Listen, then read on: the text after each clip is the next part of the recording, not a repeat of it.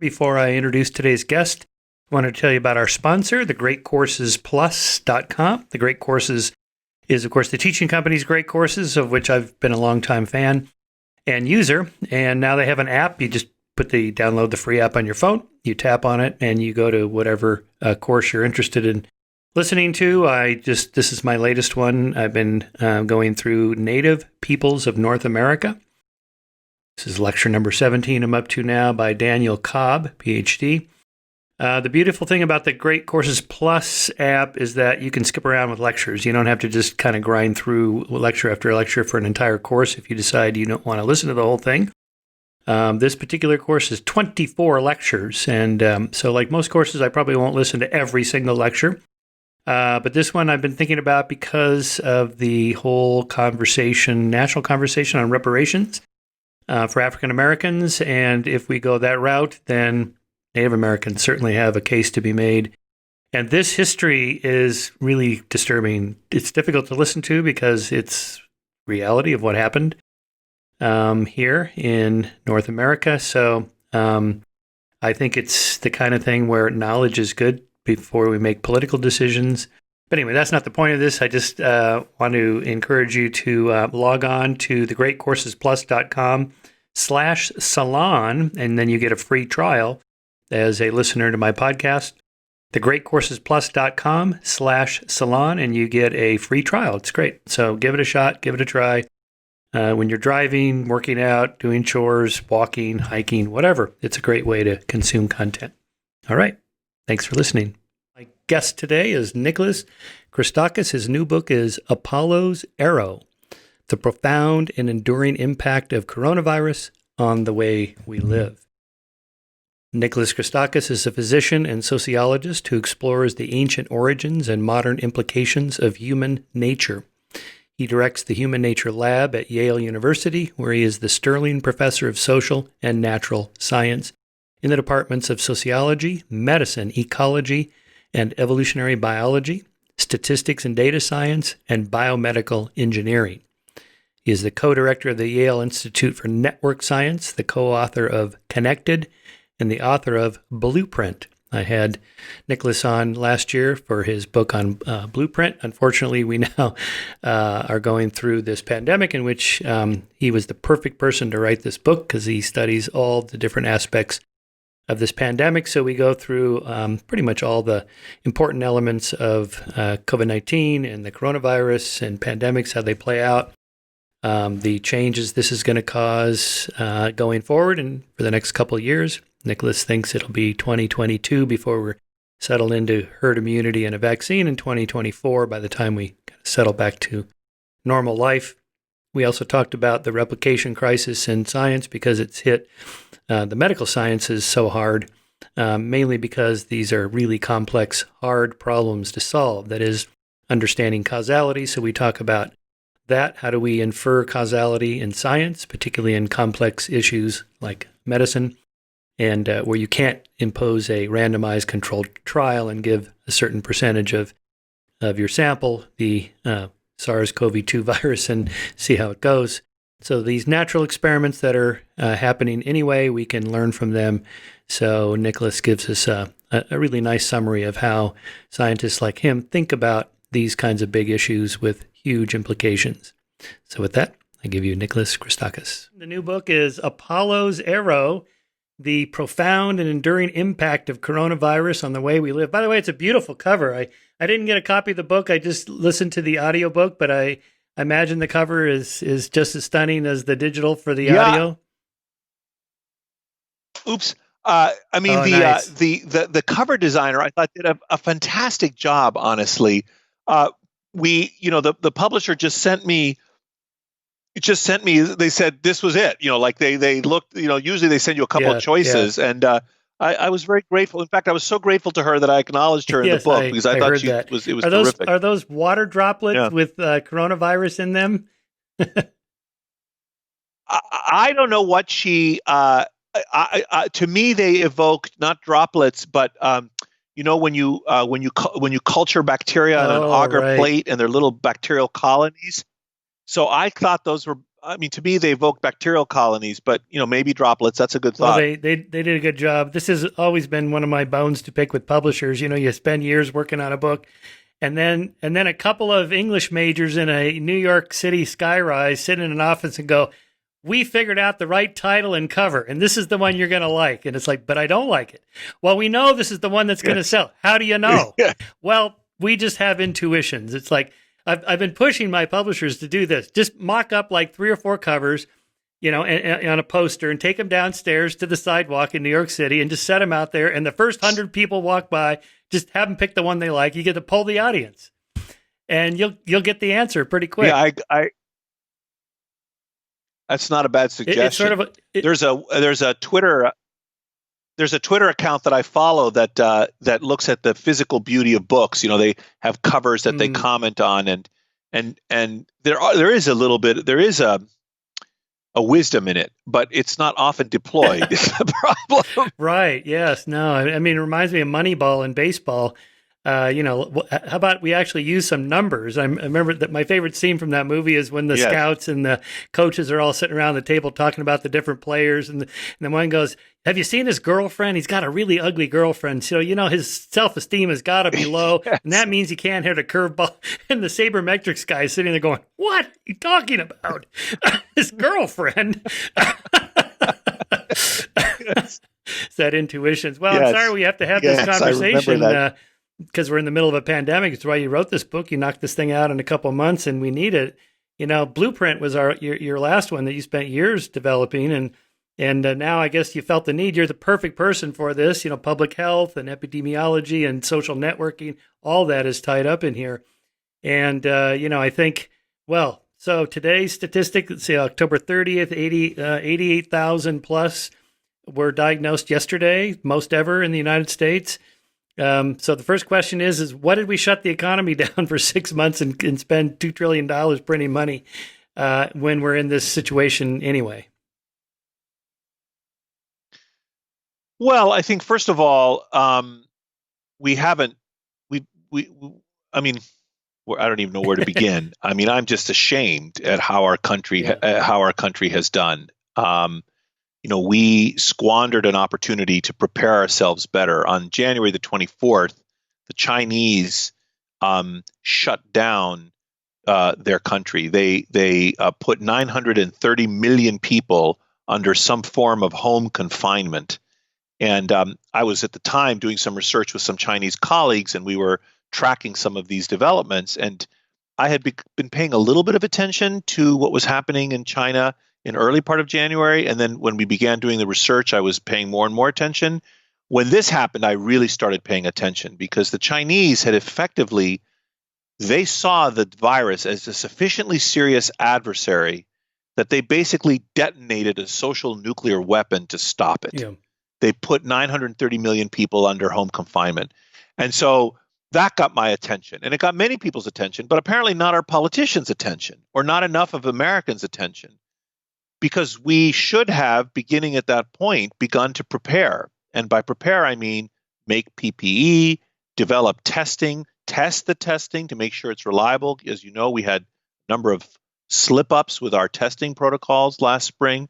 And most importantly, steel ourselves up for the challenge ahead. It would have been appropriate for the leader to get up and say, there's this new germ that's in our midst, and it's a deadly germ. And we are going to be challenged, and we need to work together as a nation to cope with it. And here's the sacrifice that's going to be asked of us. That would have been the wise and mature thing to do. But instead, we were told, "Don't worry," and to the point when we did begin to worry, we were very slapdash about it. We've had so many missteps, our great nation. So as you know, we have 230-odd thousand deaths. I don't track cases because the cases are so sensitive to what, how much testing is available, what are the local rules about it, and so on. But I pay a lot of attention to deaths, and we've had 230 some odd thousand deaths, and we're going to have probably 300,000 in fact, because the actual count, known deaths, are an undercount. And I think we will surpass 500,000 deaths, within for sure. before the epidemic ends, and perhaps as many as 1 million, 500,000 to 1 million Americans are going to die Yeah. of this. So anyway, I'm meandering, but we have done very poorly. Let's just put it Yeah. that way. But countries like Germany, they just announced they're shutting down again today. And, they didn't have Trump. They had, a different government or compare Sweden or Japan or whatever. I mean, is there anything that could have stopped the spread of the virus? Or are you really just talking about flattening the curve initially? Just flattening the curve. I mean, I think from the moment the virus entered our species, there's some debate, as to whether viruses are living things or not. But for the purposes of this epidemic, it's a living thing. It's having what's known as an ecological release, right? It's just like rats let loose on an island that previously had no rats. They just take over the place. So this virus, we have no natural immunity to this thing. It just was set loose in us, and it's just going to spread and spread and spread and do whatever the hell it wants. And so there is truth to what you're saying in the sense that there's no stopping it. But there are different ways we could have coped with it that were better or worse, and we haven't done particularly well. So even though you are right, other wealthy democracies also have dropped the ball. For instance, Italy and England, Germany now, you're telling me, although Germany has done exceptionally well until now. We're the United States of America. I mean, I expect more from Right. us. It's not jingoism. We're No, I mean, it's not jingoism. This is my country. Well, we're the shining This city is my on the country. hill. We spend 17 points. Yes, yes. And we spend 17.7% of our GDP on healthcare. And we have the CDC, and we have Tony Fauci, and the NSA was telling President Trump in December that this was going to be a pandemic. Before I was aware, I mean, I became aware by the end of January, I knew it was going to be a pandemic, and most of my epidemiology colleagues did. But the President of the United States appropriately was given a heads up even before that. So why we were caught so flat-footed? I mean, I don't care that other countries did equally poorly. That's hardly an excuse. That's that's like little children have that excuse. Johnny did it too. You're like, I don't care about Johnny. I care about you. Well, I did wonder also about the crying wolf thing. You mentioned Bill Gates' now famous talk from 2015 at the TED conference about the next big pandemic. Well, I was there at that TED conference, and I remember sitting there going, yeah, well, we've heard this a bunch of times the last 20 years, and nothing ever happened. So maybe, and that's kind of the feeling I think most people had. Well, yeah, I don't know. I mean, maybe that's how you felt. Like, there's that paper that I cite in the towards the end by Tony Fauci that looks at the and colleagues that looks at the history of pandemics from the last 300 years. And pandemics come every 10 to 20 years. It's stochastic. It's not like El Nino, which comes every 11 years or something. Just it comes whenever they come. And in fact, we had a pandemic in 2009 with the H1N1 pandemic. And one reason many people don't remember it is that it was so mild. In other words, many people got infected, but people didn't die from it. So, no one paid attention. And we get a serious pandemic every 50 to 100 years. And so, yes, you're right. So you were in the audience listening to Bill Gates in 2015, and it's hard to predict when it will come, but he was not wrong, nor was anyone else wrong. Other experts who have been forecasting the potential lethality of a major pandemic for a long time. Let me say one other thing, and then I'll shut up, which is deadly as this pandemic is, and we now know that the infection fatality rate is between 0.5 and 0.8%. That is, of those infected, between 0.5% and 0.8% will die. And it's about twice that if you have symptoms or get medical attention. So about 1% of people who get symptoms from this condition will die, approximately. Now, that's bad, but it's not as bad as smallpox or cholera or bubonic plague or anything like that. But it could have been. I mean, there's no God-given reason that this pandemic, the pathogen, isn't more deadly. Imagine if it was the same exact pathogen, but 10 or 30 times deadlier. The 2012 MERS epidemic, the Middle Eastern Respiratory Syndrome, which is also a coronavirus, its case fatality rate's about 30% compared to 1% for this one. It's another coronavirus. This one could have been that deadly. We would have been dealing with a bubonic plague type situation in the world right now. And unlike bacteria, bubonic plague is caused by bacteria, so is bacterium, so is cholera.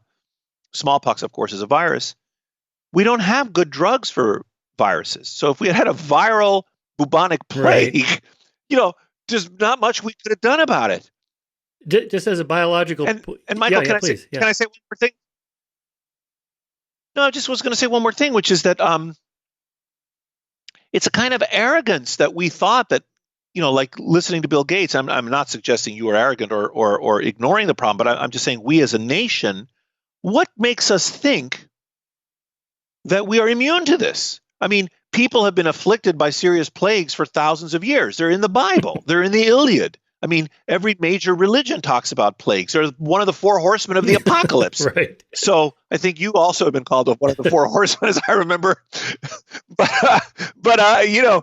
but so why do we think that Americans in the 21st century should be spared this calamity? We're not Yeah. being spared. In fact, we're being given a relatively mild challenge. Yeah. Actually. Well, but what I'm asking is are we somewhat subject to the hindsight bias? We should have known because look what happened. Why didn't we do X in December or January? Let's leave Trump out of it because he's no January. Yeah. No, January we should have. You could make the argument why a year ago we didn't prepare for it because there was no way. But by January, experts knew, what was going to happen. You mean that it was as deadly as it turned out to be, or spreads faster than it turns out it does? Yes. So the Chinese started posting preprints on MedArchive in January. By January 24th, I knew it was going to be a pandemic, and so and we've been told that more sophisticated people with access to more information than I had knew this and briefed the president, before that. So there were people in our government who knew what was going to happen by early January, let's say. Yes, it's a contagious germ with a certain lethality that was loose, and so once it's loose, what can you do? Yeah, but if it's a pandemic of just a flu, and pretty much everybody gets it, or 80% of the world gets it, but very few people die. It's just a nasty cold or nasty flu. Then so what? It's the deadliness of it that we didn't know. Yeah, but we knew it was. We knew we knew the mortality was high. The first series that was published, I think January 21st. I don't remember the precise date right now. It was in the Lancet. It was released by the Lancet Online in late January. Of the first 41 patients, I forgot what fraction of them died. It was a significant fraction. I mean, it wasn't 60, but it was some large. I don't remember the numbers exactly right now, but there was an early paper even on mortality and other papers. That's just one I happen to remember. Right. So that started off very high, but then you just said the current fatality rate is less than 1% or 0.5%. So why is it not higher? Well, that's what typically happens. So a number of things happen. So early in an epidemic, there's always an overestimate of the mortality because typically the sickest patients come to our attention. The rest gets sort of overlooked. So it's not uncommon for an artifactual reason for the lethality of the pathogen to be overestimated early on. And then other things happen when you're trying to compute how deadly is a pathogen. You need to know the denominator, which is who's infected, and then the numerator, who has died. And both of those are moving targets early on. Like you don't know everyone who's infected. You don't have tests yet. You don't have surveillance in place. So you might underestimate the denominator or overestimate it perhaps. And in the numerator, who has died, also that's a moving target. So you might know that someone is sick, but the moment you do the calculation, they haven't yet died, but they're going to die. So they actually should enter the numerator. So both are moving targets. It's very difficult to estimate. You can do some mathematical approximations, and by February, people were already doing these approximations and roughly estimating the lethality of this pathogen in the region we're discussing, in the low single-digit percentages, so 0.5%, 1%, 2%, that area. And but then eventually you have enough data that you can compute it. And so now, 10 months in, we know how deadly the germ is. It's not a mystery. And just parenthetically, the HIV was 100% fatal for a few decades, or a few years anyway, right? Yes. Until the drug cocktails. Yeah, that's right. Actually, yeah, that's right. And actually, you reminded me to say something else, which is why another subtle reason why the fatality rate may be declining. So now we know the intrinsic fatality is between 0.5 and 0.8%, but the observed fatality, like when you look at the number of people, could also be dropping with time as, for example, doctors get better able to care. And that's true. Like if you got this condition last March, you had a higher risk of dying than if you get it now, which is, of course, why we flatten the curve, which was to give our healthcare system time. And also the age mix of the population is shifting. So, of course, the germ seems less deadly in Nigeria than in Italy because Nigerians are younger than Italians. And another somewhat controversial, but I think likely true reason is that the severity of your illness depends in part on the initial dose of virus that you get. So if you get a large dose of virus, like if you're a healthcare worker that's intubating a patient and they cough on you, the virus can grow faster and overwhelm your immune system. You get very sick and you die. Whereas if you get a light dose of the virus, maybe you contract the virus by touching a surface, for example, which is not a very common cause. So-called fomite transmission is not very common with this virus. But let's say that's how you get it.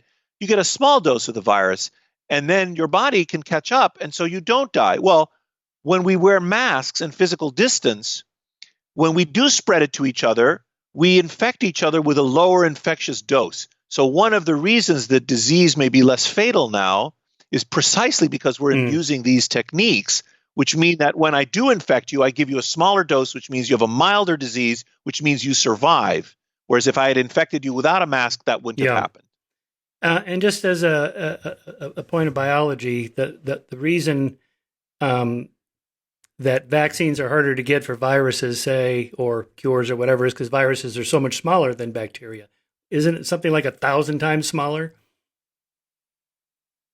Yeah, no, the reasons we don't have good drugs, it generally as a class for vaccines. Now, there's some exceptions. For instance, you mentioned HIV, for which we have highly active antiretroviral therapy, so-called HAART, which took decades to develop and has had a miraculous effect on the survival of HIV patients. It's a multi-drug cocktail. It's a huge investment of research to be able to do that. Is that the vaccines replicate by co-opting our own genetic machinery. So the drugs that stop the vaccine from reproducing can interfere rather severely with what we're doing. I'm sorry, with the virus, yes. I'm sorry, so the drugs that stop the virus from reproducing can interfere more with our own bodies, whereas bacteria are more dissimilar, than us, and so a bit easier to have drug targets for. Right, and we still have no vaccine for HIV. Yes, well, that's a particularly difficult virus and to develop vaccines for. And in fact, early on, there was a lot of controversy about coronavirus because 4 of the known coronaviruses in humans cause the common cold, and we don't have vaccines for them either. But we did have vaccines for certain veterinary coronaviruses that afflict pigs and chickens, and those vaccines early on, especially in the mammalian farm animals. The chickens, of course, are birds, gave me some hope and others some hope that we would, in principle, be able to develop an effective coronavirus for us. And with the SARS-1 epidemic in 2003, a lot of efforts, just like now, were made to rapidly develop a vaccine, but that pandemic petered out, and so there was no economic rationale. But we had some hints, some phase 1 and phase 2 studies in primates that were done back then. So there was a corpus of evidence that made many people, there was the big debate about this last spring. I don't know if you remember, but most sophisticated people thought we would be likely to be able to develop a vaccine or more than one. And that seems to be borne out. I think we will get more than one vaccine in 2021. How safe or effective is another story, but I think. Do you think this is simpler than the HIV virus? Yeah, the biology is known to be simpler, absolutely, and the HIV has a way infects our immune cells in a very sneaky, particular way that makes it very difficult to develop a vaccine for. Yeah, well, I mentioned I wanted to make this a little more of an evergreen conversation by talking about how we understand causality in medicine, in particular, in this case. But we're going through this replication crisis, particularly in the social sciences and the medical sciences, in part because the the conditions are so complex, it's hard to replicate exactly what some other lab did. And that's just to take out the, fraud or publication bias or whatever, experimenter bias and whatnot. I had Stuart Ritchie on the show. He's got that new book, Science Fictions, about, the replication crisis and so on. And it seems like this is an example of that, of how difficult it is to figure out what a hard problem it is you guys have to solve. And in your case, double, both the social networking aspects and, how we respond to it, nationally versus other countries and so on. So I thought I would just kind of back up and talk about causality for a few minutes. We start with Hume, and he defines causality as constant conjunction. A happens, then B happens. A happens, then B happens. And our minds naturally think, well, there's a causal connection. Of course, he sets that up to debunk that. The rooster crows and then the sun rises. We don't assume that the rooster causes the sun to rise. So, of course, he knocks that down with his. Those guys were so those guys were so smart, weren't they? I mean, you just read them. Oh yeah, totally. Right. So go on. I'm sorry. No. When you read these guys, it's setting aside their style of writing centuries ago. There's a lot of deep thoughts there. So he then brings in his counterfactual theory of causality. Quote, we may define a cause to be an object followed by another, or in other words, where if the first object had not been, the second never had existed. So he's creating kind of an alternative world theory of causality. If you take out A and B happens anyway, then A wasn't the cause. So if the rooster doesn't crow and the sun rises anyway, okay, it wasn't the rooster after all. So then you shift to more current issues like coffee drinkers have more heart disease. Well, does the coffee cause the heart disease, or do people that drink coffee smoke more, or they don't exercise as much? So you got to take one out and introduce the other. And so ultimately what you guys want is that randomized controlled trial, the so-called gold standard. But the problem is you can't do that for a lot of things like what we're talking about now. You can't inject 1,000 people with the SARS-CoV-2 virus and then see how it goes.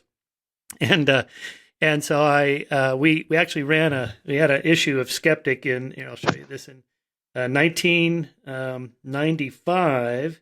You'll appreciate this. Does HIV actually cause AIDS? In 1995, there was a group of HIV/AIDS skeptics. You may remember this.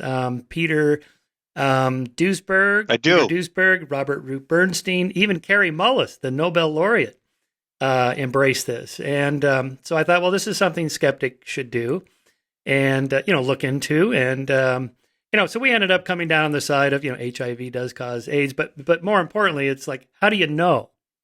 Right. And it turns out that's not so simple. So Steve Harris, who did the article for us, it pointed out that it wasn't obvious, say, in the 30s and 40s that smoking causes cancer. And then later that, HIV causes AIDS or whatever.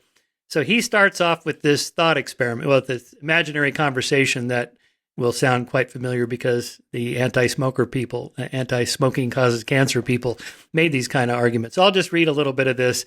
And then what I want to use this for is to kind of show how you guys do figure out what causality is in medicine, because it is so hard. So Steve starts off with this conversation. Let us suppose you have a bright and iconoclastic friend who smokes 3 packs of cigarettes a day. You remark one day that you would like to see him quit the habit since he is certainly increasing his chances of lung cancer.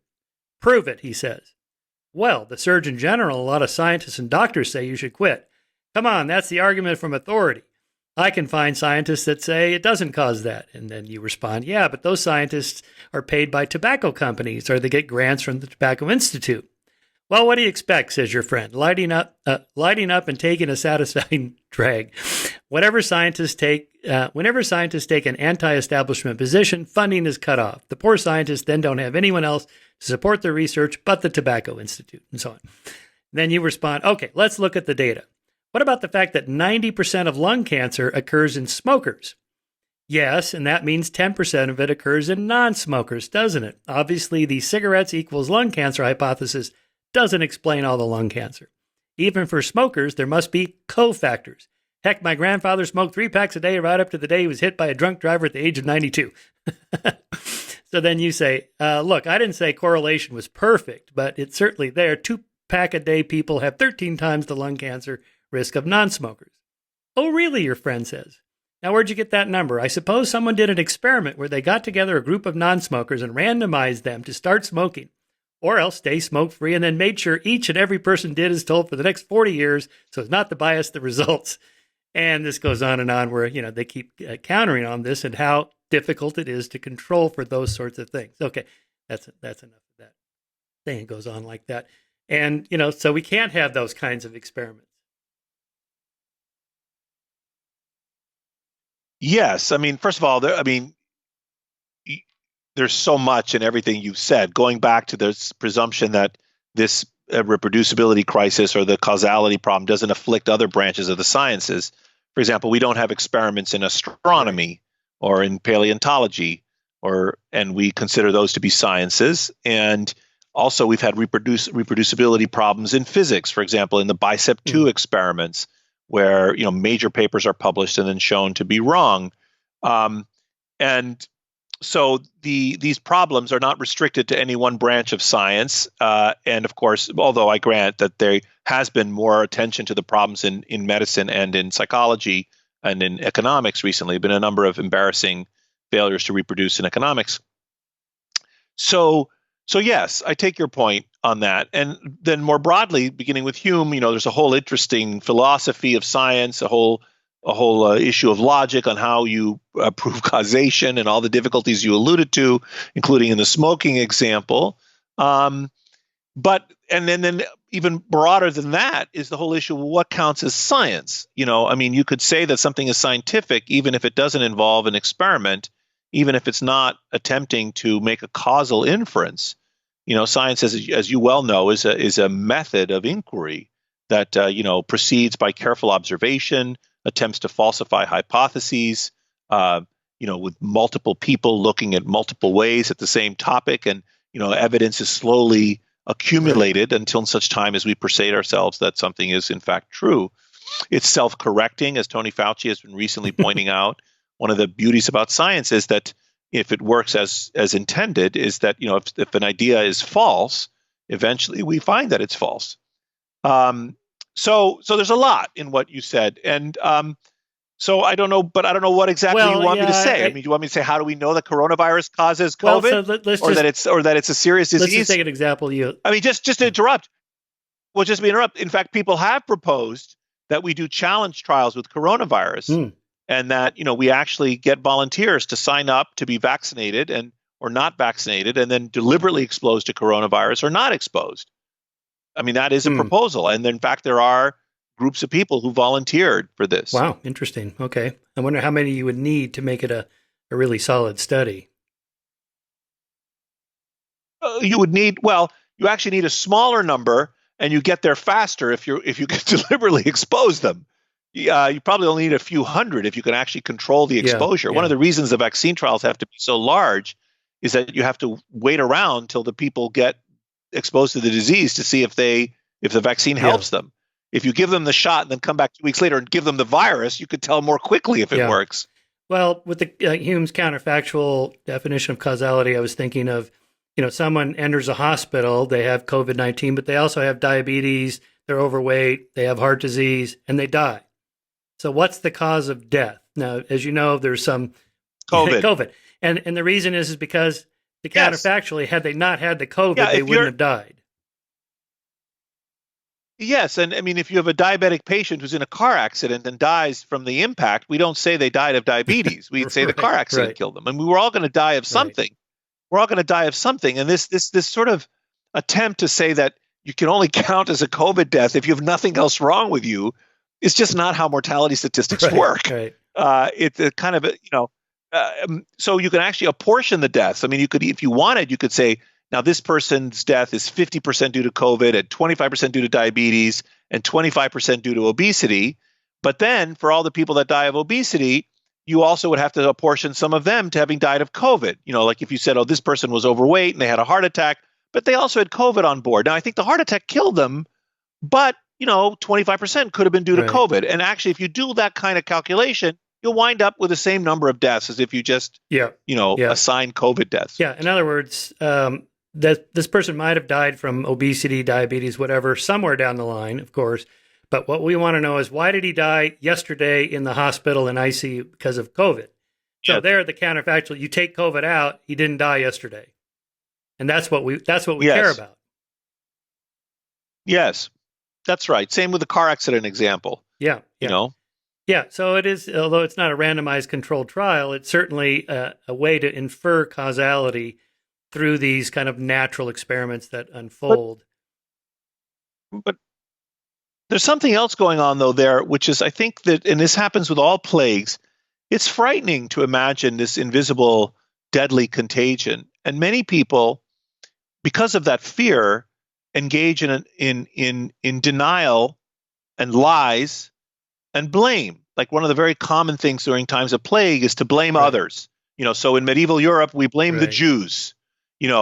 Trump wants to blame the Chinese, or we're going to blame, immigrants. If you're in the Mediterranean countries, you're going to blame, I don't know who, the Italians. So there's always this temptation to blame someone else in times of plague, and there's also always a temptation to deny, to say that there's nothing happening, or to imagine that it is some kind of human-caused problem, because that makes you feel more in control, right? You feel like, oh, if it's these other people that did it, it's not an implacable God, or it's not the kind of remorseless workings of nature that are killing us. It's some agent, some causal agent I can understand. Some person did something. So anyway, I'm meandering again. There's a name for that. We were talking not about blame. There's a name for that person. It's called a witch. Yeah, witch. Yeah. Yes. Well, what I was sort of circling around to get to is these natural experiments that happen. So this comparative method we can use, since you mentioned paleontology or geology or physics, astronomy. We can't run controlled experiments, but, like one of my favorite examples of the comparative method is Jared Diamond's Guns, Germs, and Steel, where he asked this question: why did certain peoples develop at a certain rate, whereas others didn't? And then, he kind of, you can't run any controlled experiments there and give one country the riding and another the plow or whatever, but these happen naturally. So can we, using that method, look at different countries over the last 10 months and think, okay, well, they did this, we should have done that, or these are the 6 things that we can learn from, Sweden did the right thing, Italy did the wrong thing, or maybe Sweden didn't. I don't know what the latest is on Sweden now. They didn't shut down, and it looked okay for a while, but then it looked bad for a while, and I don't know. How do you guys think, public health scientists think about, teasing out causal vectors of treatment or social responses, public health responses, based on these different experiments that are run around the world for a pandemic like this? Well, it's very difficult. Your sample size is 200 countries or something, and there's so much else that's different between countries. That's not ideal. It's very similar to macroeconomics, right? Or political economy. It's difficult to make inferences with small n samples of countries, 20 countries or 50 countries or even 200 countries. It's very difficult. But you nevertheless can, sometimes that's all the data you have. So, for example, in 1918, we can look at when different cities, we can get a sample of 200 cities and see when they closed their schools in relationship to where they were in the epidemic curve. And then, after accounting for other differences between the cities as best we can using statistical methods, try to estimate what was the beneficial impact of school closure on the course of the epidemic. So that's like a natural experiment. We're not randomly assigning cities to get different doses of sick, epidemically infected people, or randomly assigning them to have their schools closed or not closed. We just take advantage of natural variation to try to make an inference. And we and others have done that with respect to things like mask wearing or school closures or contact tracing or quarantine or business closures, like trying to estimate what's the impact. We just had a paper, for example, that on voting behavior during the 2020 primaries in the spring, and we tried to estimate, was it or was it not the case that assembling to vote in the primaries would cause change the course of the epidemic. So if you had people turned out to vote, did you get more COVID cases or deaths? And when we started the project, I thought we would find that would be what we found. And in fact, we didn't find that. We found that voting in person in the 2020 primaries in the United States had no discernible effect on the course of the epidemic at the county level in this country. And we used a variety of statistical methods to do this natural experiment, which is that the voting was held in different dates in different places around the country. So, and then we matched the epidemic curve for this county. So here's what the epidemic is doing, and then they vote right here. We found 5 other counties that were similar to that county in terms of the age mix and everything else, and the epidemic curve, but there was no election at that moment. And then we compared 3 weeks or 4 weeks later how many deaths there were in the county that had the election to the 5 counties that didn't have the election, otherwise similar. So it's a natural experiment. And we found that, in fact, there was no difference in the counties that had the voting that did not. But it wasn't a perfect experiment. I mean, there are other things that could threaten that inference. Was there anything done like that with the protests?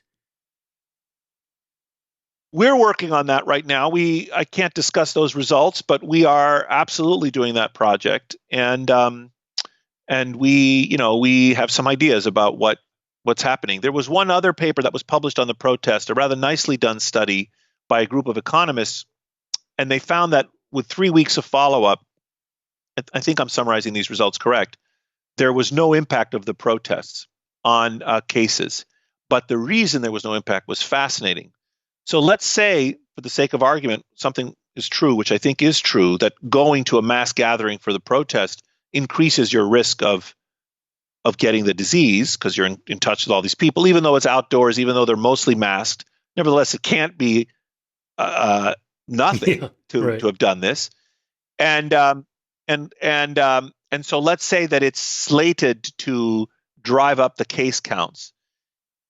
What seems to have happened in the hands of these other scientists that did this project was that even though the people that protested increased their degree of social mixing, the people in the same communities that did not protest said, wait a minute, all these other lunatics are out. I don't mean they're literally lunatics, but I'm making a joke now. I hope people understand. But all these other people, I don't want to be misunderstood. But anyway, they were like, all these people are recklessly protesting. I better redouble my efforts to stay at home. And using phone mobility data, they found that while one part of the population increased its mobility in order to protest, another part of the population decreased its mobility, so that on average, there was no change in the population level mobility. Right. So one group used up the COVID risk credits, whereas another group banked those credits, during that period of time of the protest. And that's actually a very classic economic way of thinking about things. Rational actors, each making different decisions, how you aggregate that up to the collective level. Another possibility is that, let's say let's say you want to protest something, and you know that it might be risky, but you have a kind of a COVID budget for yourself. You're like, you know what? Because I'm going to go to the protest on the weekend, the rest of the week I'm not leaving the house. I would have left the house to do a few errands, but I'm not. Instead of doing the errand, I'm going to go protest. So you see, that kind of thinking as well might yield the results that these other guys found. Yeah, interesting. I wonder if that will apply to these maskless Trump rallies of thousands of people out there, or more narrowly, No, there's some hints. Well, I was thinking of there's some hints that the Trump rallies. Sorry, talking over each other.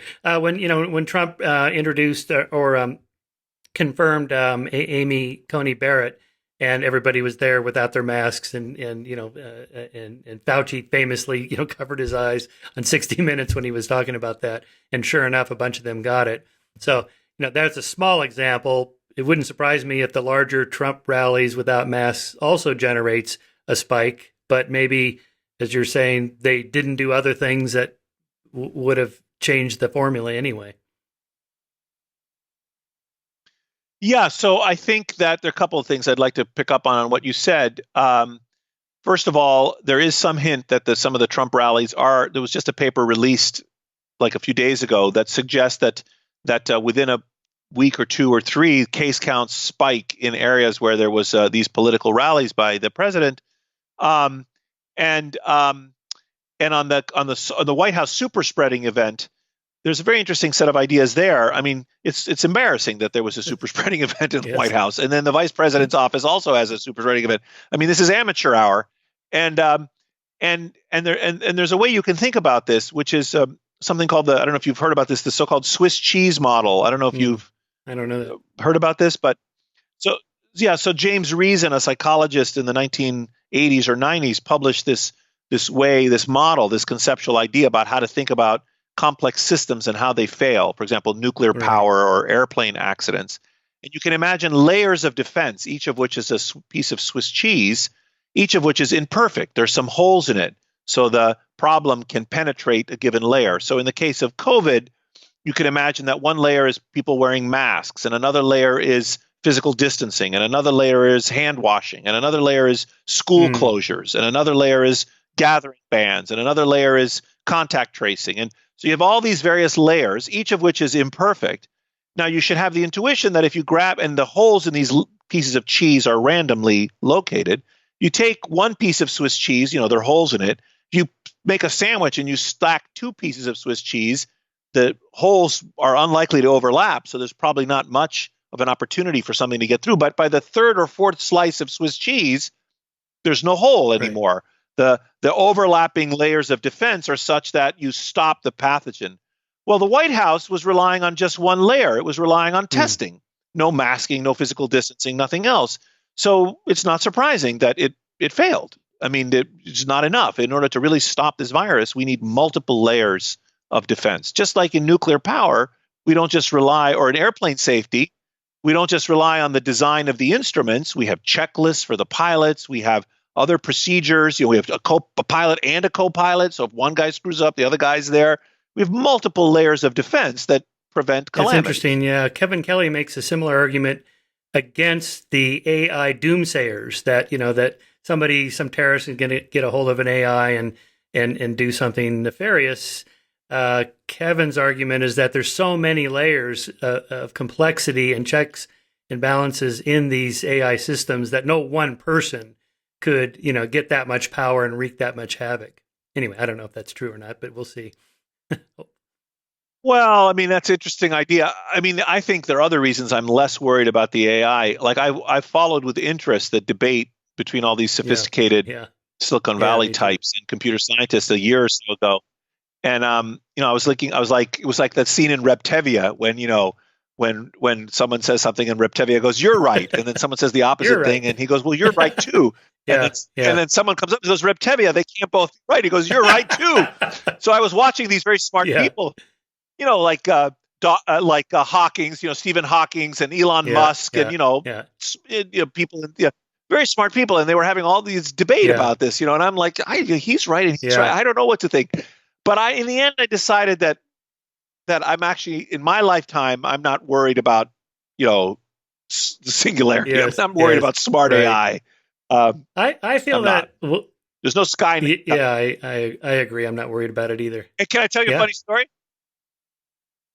One of the people that reassured me the most is one of my oldest friends, my best friend. His name is Kurt Langlotz. He's a computer scientist at Stanford and a radiologist.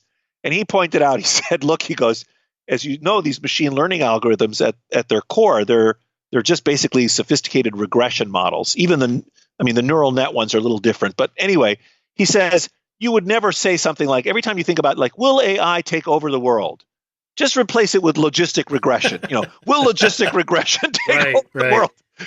Will logistic regression kill us? And no, I'm not worried about logistic regression. AI has been reified into this almost godlike thing that has motives and emotions. Well, one of the best arguments against the AI thing is we treat it like it has emotions, like human emotions, and that it wants to conquer or take over. Those are the kinds of things we do. especially the male version of our species, right? What if it turns out to be more female-like and it doesn't want to do those things?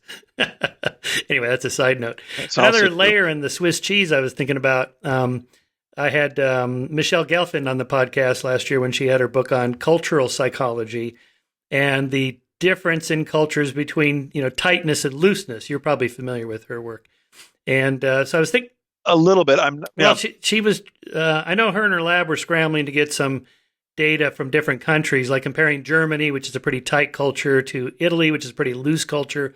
By tight and loose, she means to what extent the average citizen follows the rules or the norms and customs, and everyone kind of goes along or they don't. And of course, at the time I was thinking about this, my wife's from Germany. She's from Cologne, Germany, and Germany's a much tighter culture than America. Here in America, we individual freedom, and the government's not going to tell me what to do. And if they tell me to wear a mask, I'm definitely not going to wear a mask. That kind of thing. Whereas in Germany, they're like, okay, well, the boss says we should do it, so let's do it. And in Italy, they're even looser. But so you talk about mask wearing in your book, and I was thinking about this problem that Americans have of what we mean by freedom.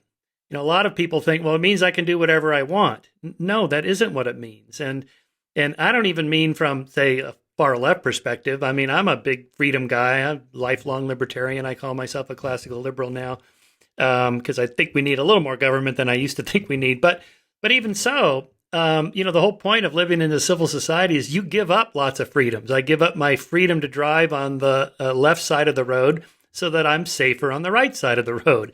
And I'm comfortable with restaurants having a sign that says no shoes, no shirt, no service, just add mask. That's not taking anything away from me. The freedom for me to swing my arm ends at your nose. And the mask is a perfect analogy with that, and it's, you talked about in your book about, it's kind of patriotic to wear a mask, but even if you don't believe in the patriotism and I'm a freedom guy, I want to do whatever I want. Yeah, but you can't. Or else you wouldn't live in a society. You just live in a 10 by 10 shack somewhere. Yeah, I think part of the reason is there's a lot of confusion about what the point of the mask is or what the rationale for state action is. The reason we might rightly allow the state to mandate mask wearing is the same reason we might allow the state to prohibit speeding on the highway. It's not so much to protect you from your reckless behavior. It's to protect others from your reckless behavior. So you don't have the right to speed because I don't want you to kill me. I don't want you to crash into me. And the same with mask wearing. In a time of a contagious disease, it's well understood the state has the right to prevent you from spreading the germ to other people. So I think, and this has been relatively uncontroversial for thousands of years, right? I mean, during a time of contagion, the state is, you say, oh, we're going to quarantine. You're coming from somewhere else, you have to be quarantined. I mean, the Venetians worked this out. It's not a very new idea. So, and incidentally, even in our country, all the mask arguments we're having, I just think are ridiculous, honestly, for several reasons. First of all, we had them in 1918, all the same arguments. They were anti-masking leagues, and the debates were framed in a similar way. But the politicization of this, it doesn't need to be politicized. There are other functioning countries that wearing a mask is not seen as a political act. They didn't politicize it. In fact, I would argue that mask wearing is not political at all. It's not a sign of your virtue if you're wearing a mask. It doesn't mean you're a super good citizen. And it's not a sign of your freedom if you're not wearing a mask. It's just a barrier to droplets. And, if we have a contagious disease, it helps. And so the state can say, you're going to have to wear one. I understand it's become politicized, but it doesn't need to be. But it's what you get used to. Again, we're used to not wanting to see people with their shoes off barefoot in a restaurant. And everybody gets that, like, yeah, I don't want to see your ugly feet, put your shoes on. And, so, yes. And that has nothing to do with cleanliness. Unless you're in Florida or something. Yes, that's right. You're right. I hadn't thought about the barefoot problem because there are many restaurants, in poolside restaurants and resorts and stuff, people are barefoot all the time. Yeah, that's right. Yeah. I don't know if you follow the shirts. Tom Nichols on Twitter, but he's always posting pictures, and then he gets his followers to send pictures of people with their shoes off on an airplane. You're sitting there, and some gross. guy's got his ugly feet right up there on the seat Yes. back, and it's like, oh God. And that has nothing to do with hygiene. Yes. That's just, I mean, that's just, or secondhand smoke. it's just We're used impolite. to, the libertarian perspective on smoking, people should do whatever they want in restaurants, But really, I'm glad that there's no more public smoking in restaurants and buildings and things like that. I mean, it's even if again, back to causality, because we did an issue of Skeptic on secondhand smoke. That's really hard to prove medically that it has causes, although there's some evidence, I think, but just it stinks.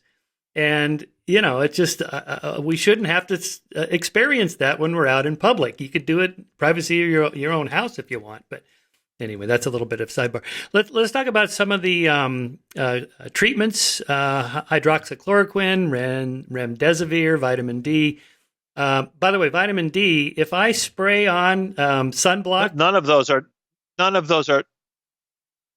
are treatments. I mean, hydroxychloroquine, I wouldn't use the word treatment. The only drug that we have that has been nor prophylactics. The only drug that we have that's been shown to modify the course of COVID-19 is dexamethasone, for which we have very good randomized controlled trial evidence that was released by a large multi-center group in England over the summer, which shows that giving people with serious advanced COVID dexamethasone reduces their risk of death by 20%. Even remdesivir, there is some hint that it may shorten hospital stay. Actually, there is randomized controlled trial evidence, but no evidence, including in a large trial, the so-called Solidarity trial that was just released like 2 or 3 weeks ago, that remdesivir has no impact on survival. It does not, as far as we can tell, including in a large study, modify your risk of death. In fact, a bunch of other drugs, hydrochlorothiazide, that's a diuretic, hydroxychloroquine, many studies. There's no benefit at any stage of disease with large studies. I mean, that's been totally debunked. Not debunked, but I mean, there's no evidence for it. And a bunch of other existing drugs have been evaluated for their efficacy against this condition. And as I said, the only one so far known to be efficacious is dexamethasone. That's a steroid, right? Yes, it's a cheap steroid. We're very lucky. It's lovingly called Dex by doctors, and if you get it, you can, you often feel very superhuman, and it's you feel pumped, and it actually can lead to psychosis sometimes and mania, and but it's a very simple, well understood, widely used drug. Docs have been using it for years, and it's safe, and you can give it to people, and then you wean them off it. Yes. It suppresses your immune response. I think they gave that to Trump, right? They did. And that's why when they gave it to him, I said one of two things was the case. Either he was much sicker than they were telling us, which is what wound up being the case, or they were being irresponsible, because there's some hint in the trials that giving dexamethasone to people who are early in the course of the illness could actually increase their risk of death. And the reason is that the drug works by suppressing your immune system, and some fraction of the people late in the course fare worse because their immune system is over responsive. So part of the disease is the overreaction of your immune system, and the dexamethasone suppresses that. But early in the course, we don't want to suppress your immune system early in the course. We want it to work. So giving dexamethasone early in the course could harm people. So when Trump was put on Dex, ostensibly right away, I was like, either they're incompetent doctors and they shouldn't be doing this, or he's much sicker. And in fact, it was the latter that turned out to be the case. He had a substantial risk of dying, and I think he's very lucky, that he survived. Yeah, honestly. I mean, a week later, he's back on the campaign trail. How is that possible with an overweight older guy? Yeah, not just a week, a little more than a week, but yes, he recovered. He had he was very well cared for, and I think a combination of good care and luck, and he survived. I mean, when he was hospitalized, he's 74, I think, and he's overweight, and we don't know much about his other medical conditions, but I looked at the data. I think he had like a 10 or 20% chance of dying.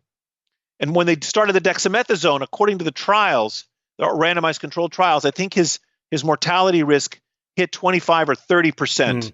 If in fact the dexamethasone was being used as indicated, then he was in a group of people who had a risk of death of 25 to 30%. He was not intubated, however, but he survived, and he did bounce back very quickly. That's right. And the antibody cocktails may have played a role. We don't know that. Yeah, and N of 1 doesn't tell us anything. But when he got up there and on the campaign trail and was yelling at the crowd how much he loved them and how great he feels, and I'm going to come down there and kiss everybody, I thought, this guy's got to be pumped up on steroids. Yes. Yes, and there was some evidence that he was a bit manic. Right. It's very difficult to do this type of work. I didn't examine the guy. Right. You can't be sure from a distance. But some of the stuff he was saying and doing in that period when we know he was on dexamethasone was consistent with people who were, sometimes get manic when they're on dexamethasone. Vitamin D, sunshine, any evidence that helps? I'm not sure. I mean, I haven't kept up on the vitamin D stuff. I mean, it probably can't hurt. I think there is some evidence that I have seen actually. Now that you mentioned it, I have seen some suggestive studies, but I'm not able to comment. All right, let's talk about. Don't worry about your dog. I have a dog that barks in the background too. It's okay. Let's talk about some of the future changes you're projecting. And by the way, you have a perfect book for a second edition and a third edition every 6 months or so, because all this is changing so rapidly. But you've said in the book that coronavirus is here to stay. It's never going to go away. It may mutate. We may have vaccines, but we need to learn to live with it. So how's that going to affect things like handshakes, hugs, social distancing, going out to bars and restaurants? So what are you projecting there? So herd immunity is the idea that a group of people, a population, a herd, has veterinary origins, the term, can be immune even if not every individual is immune. And a simple way to think about this is that if you vaccinate 95% of the population for measles, even if one of the non-immunized people gets measles, they can't spread it to anyone because everyone they encounter, most of the people they encounter are immune because they have gotten the vaccine. And as a result, you don't get an epidemic. Now, so that means you don't have to vaccinate 100% in order to have safety for 100%. If you just hit the 95% threshold, everyone is benefits. Now, it turns out that this threshold, this herd immunity threshold, varies by how infectious the disease is. The more infectious the disease, and measles is like the most infectious disease known, the higher the percentage that has to be immunized is. This is why, for example, for diseases that have a low transmissibility, a low so-called R naught, like the seasonal flu, for example, which has an R naught of about 1.5, the R naught for measles is like 18 or something. Why you can get away with only vaccinating like 30% of the public, and then you get a lot of herd immunity because the disease is not very transmissible. Now, the disease coronavirus, the COVID-19, its R naught is between 2.5 and 3.5, probably between 2.6 and 3. That means for each case in a naturally interacting non-immune population, each case, the reproduction number is 3, will cause 3 new cases. That's the innate transmissibility of the pathogen. And if you do the calculation according to the standard formula, the threshold required to reach herd immunity is R naught minus 1 divided by R naught. So if the R naught is 3, minus 1 is 2, divided by 3, you get 66% of the population needs to be immunized or have acquired immunity naturally by being infected before you get herd immunity. But it turns out there's like a network science wrinkle, which we can talk about if you want. Right now, it's not central to the point I'm trying to make, which is that that makes that percentage come down to, let's say, about 45%. So 45% of Americans, let's say, need to be infected in order for us to have herd immunity. And just to stipulate, now on October 30th, 2020, about 10 to 11% of Americans as a nation have been infected. So from a herd immunity point of view, which was what always happened with pathogens prior to 300 years ago, prior to any kind of modern medicine, pathogens would strike us and they would keep spreading until we reached herd immunity, and then they would become endemic. They would just, the germ would still be there, but it wouldn't be causing these explosive outbreaks. And And so right now we're at 10 or 11% of the population is infected, and I said that the ultimate rate is probably going to be about 45%. So what we have to accept is that we're not at the beginning of the end of this epidemic. We're just at the end of the beginning. I mean, we're just at the opening act still of this epidemic. We've got a long way to go before we get to 45%. Okay, that's the background. So now let's consider what's likely to happen in the coming years. Either we will invent a vaccine in 2021, which I think is likely, unclear safety or efficacy, but let's say it's a decent vaccine. But even if we invent a vaccine, we're going to have to manufacture tens or hundreds of millions of doses. We're going to have to distribute those doses, which is not going to be easy because from the time of manufacture to the time of injection, the vaccine will have to be in what's known as a cold chain. It'll have to be refrigerated the whole time. Some of the vaccines will require very specialized refrigerators, and maybe we don't have enough of those. And then it'll have to be accepted. Everyone is going to have to be willing to be vaccinated. And that's unclear what level of acceptance of a potentially risky vaccine there might be in the American public. So if you add all those up, the discovery, but then the manufacturing, distribution, and acceptance, even if we have invented a vaccine by 2021, I think it'll be sometime in 2022 before we get to 45% or more of Americans vaccinated. Meanwhile, the germ is still spreading. So my feeling is that it's going to be 2022 before we either reach herd immunity or have a widely distributed vaccine before we see the other side of the biological and epidemiological impact of the epidemic. And until that time, we're going to be wearing masks and physical distancing and living a different, more constrained life, unfortunately. Yeah. So that's the immediate pandemic period. But then, even when we have the acute period behind us, we'll have devastated our economy. People are not going to suddenly take off their masks and go to airports and eat at restaurants all of a sudden. People are going to be shell-shocked. Businesses will have closed. Many people have lost their jobs. We're going to have a couple of year period, judging from previous epidemics, in which we're recovering psychologically and economically and socially. And that gets us to 2024. Right. And then I think the post-pandemic period will begin. So another thing that's very typical of epidemics is people get more religious. There are no atheists in foxholes during epidemics. People get more abstemious. They don't spend money. They save money. They conserve money because things are uncertain. But I think when we get to 2024, we're going to see this incredible period where all this pent-up demand for social interaction. We're going to see mass gatherings and concerts and political rallies, and the restaurants will be full.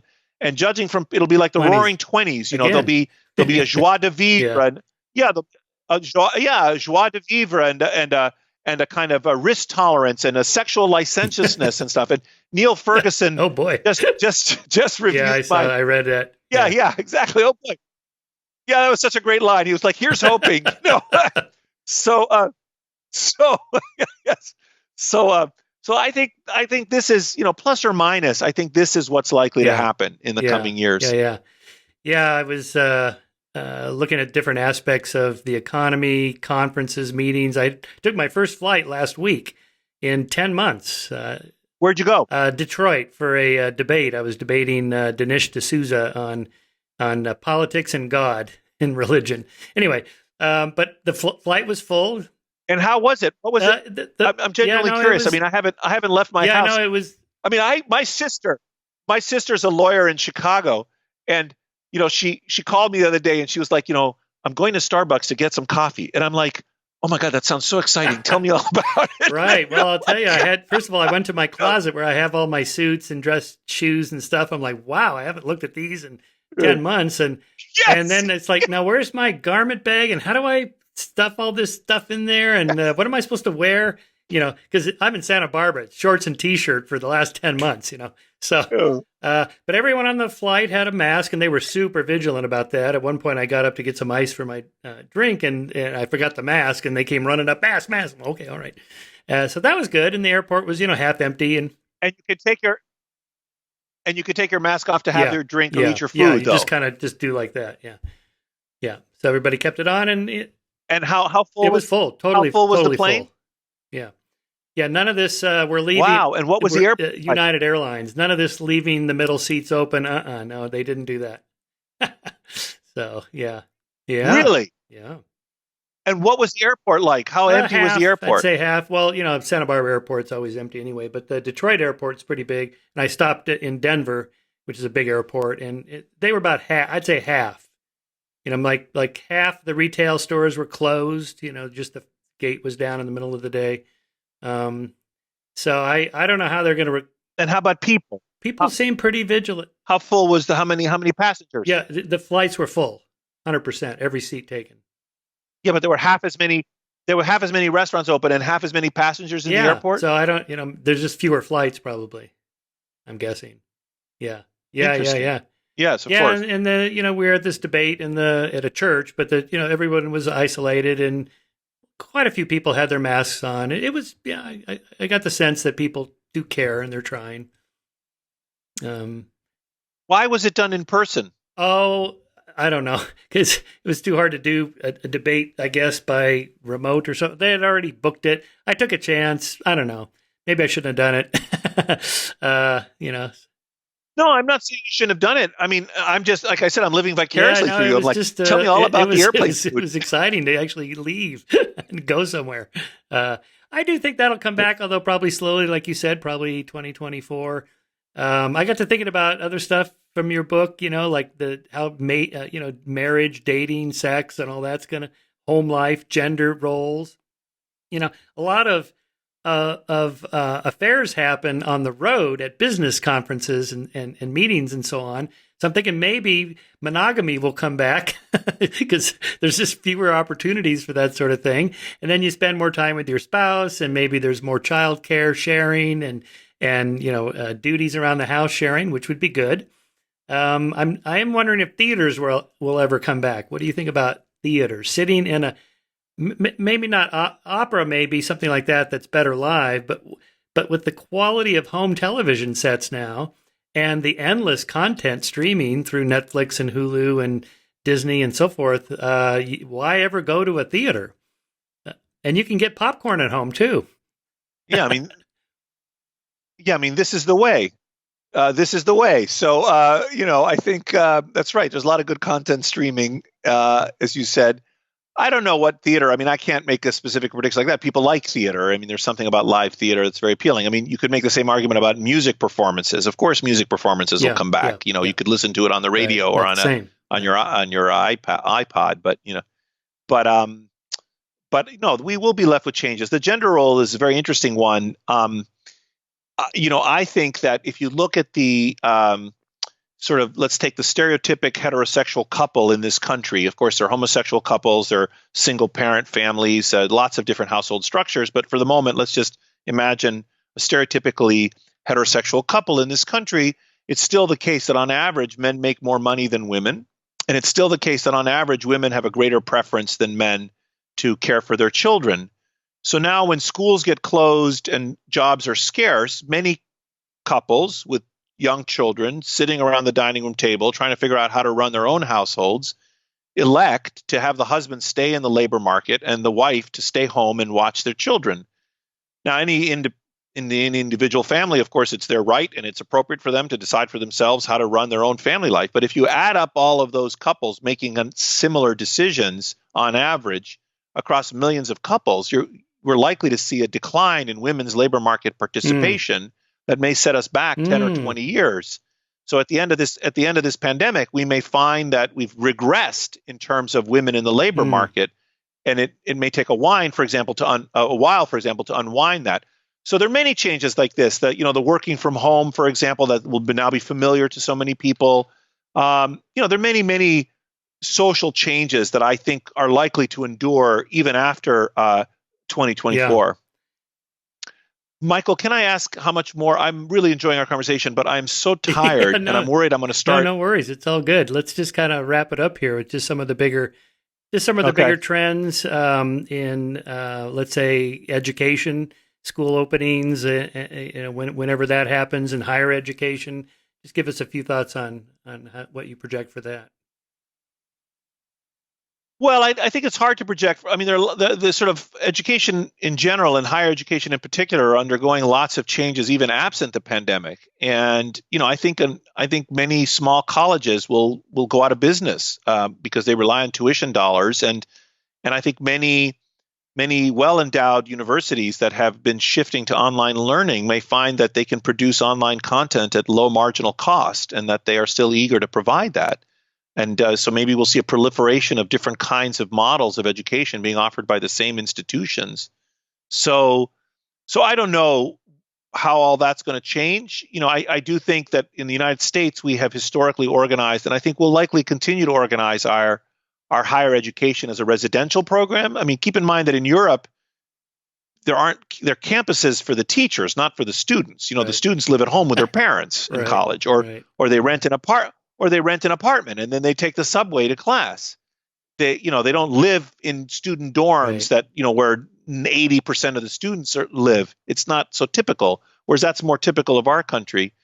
So maybe some of the appeal of residential life will decline. When people have seen that you don't need to be on campus. I don't know, but there will be changes. Many aspects: the hospitality industry, tourism, medical care, education, manufacturing. I think that.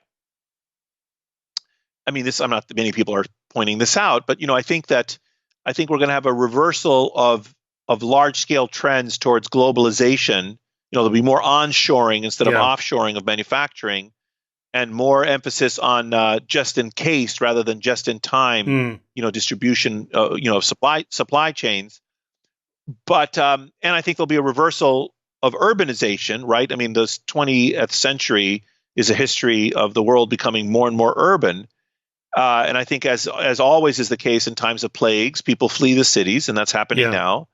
But I think the underlying motivations for both globalization and urbanization are so thoroughgoing and so Yeah. compelling that those will reverse. I think we'll have a little bit of backsliding in the next 4 years, but then those will reverse, and we'll be back to globalizing and urbanizing to our heart's Yeah. delight after Yeah. 2024. I'm projecting more do-it-yourself at-home projects and more exploring local trails and parks and stuff to do that you can walk to and where there aren't a lot of people.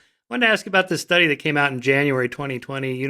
Stanford University School of Medicine published a study adjusting the old standard of 98.6 Fahrenheit as your body temperature, established by the German physician Karl Reinhold, 1868, to the new lower figure of 97.9 Fahrenheit based on the average temperature of 25,000 British patients, led by Stanford's Julie Parsonett, professor of medicine and of health research and policy. The team analyzed temperatures from 3 data sets: the military service records from the Union Army veterans from the Civil War, and then data from the U.S. National Health and Nutrition Examination Survey from 1971 to 75, 15,000, and adult patients who visited Stanford Healthcare between 2007 and 2017, 150,000. So the study compared a total of 677,000 temperature readings from all 3 data sets, concluding that the average body temperature of men born between mid-1990s is on average 1.06 Fahrenheit lower than men born in the early 1800s. So I got to thinking about that. That was before the pandemic struck. Their explanation is that we're just getting inflammatory diseases less often than they used to in, say, the 19th century. So our body temperatures are cooling down. So although we'll have a spike now because of COVID, but after that goes away and we continue practicing maybe more careful hygienic practices, maybe our body temperatures will go down. I don't know if you're familiar with that study or what you think about that idea. I teach that Oh, study you do? because Okay. so I know the paper you're talking about. Yeah, I know the paper. It's an ingenious paper. There's an analogous work that was done with the age at menarche, a girl's first period, over the last 300 years, using data from Sweden, for example, and you can look at the age of mother when first child is born, and you can make inferences about when the first period was, and you can track that across time. And people may or may not know this, but the median age of menarche in the United States is really young. It's something like 11. Wow. That means 50% of girls get their first period before they're 11. Wow. But the median age of menarche among Swedish girls 150 or 200 years ago or something was 17 or 18. So it's a very dramatic change. And I use this study and this temperature study that you discussed to talk a little bit about the social construction and of physical experience and how the environment can influence one's seemingly fundamental biological principles, like when you get your first period or what your body temperature is. So I know the study you're talking about. It is interesting to speculate as to whether there'll be a further downward shift because of coronavirus. I don't know the answer, but their data set, since it seems to include 1918, they should be able to have told us this already, whether this prior pandemic with a different virus, with an influenza virus, could cause this. We are going to see, and maybe we should wrap it up a little bit. We are going to see in a kind of echo of a disability. Remember, we've been talking about mortality, but this disease, COVID-19, doesn't just kill people; it also disables people, and probably about 5 times as many people will be disabled as die. So, if let's say it is approximate, if 1% of people who get the disease die, maybe 5% will be left with some form of disability. And if that's true, and we don't know that number, and we won't for a while, that's a lot of Americans that are going to have disability. It's like 5 million Americans or 4 million Americans. And we have 750,000 Americans with end-stage renal disease. So that's a substantial amount of disability in our society. That's an echo of this virus. So I think we have to face the reality that something very unexpected has happened in our species. It's bad news. I wish it weren't true, but I think we're being called to confront the 21st century pandemic the way our ancestors have been called for thousands of years to deal with this unpleasant reality. And I expect that we'll do better than we have been doing. And I know we will see the other side of this. Plagues end. They always end. And this one will end for us as well. I will end this by reading your final paragraph, which I loved because it's optimistic. Microbes have shaped our evolutionary trajectory since the origin of our species. Epidemics have done so for many thousands of years. Like the myth of Apollo's arrows, they have been part of our story all along. We have outlived them before using the biological and social tools at our disposal. Life will return to normal. Plagues always end. And like plagues, hope is an enduring part of the human condition. Nicholas Christakis, thank you so much for writing this book and for your important work. We don't want to keep you. Thank you, Michael. Thank you so much for having me. Yeah, we're in the middle of it, but we'll have you on for your second edition a year from now when everything is looking much better. I look forward to it, Michael. Thanks again. Thank you so much.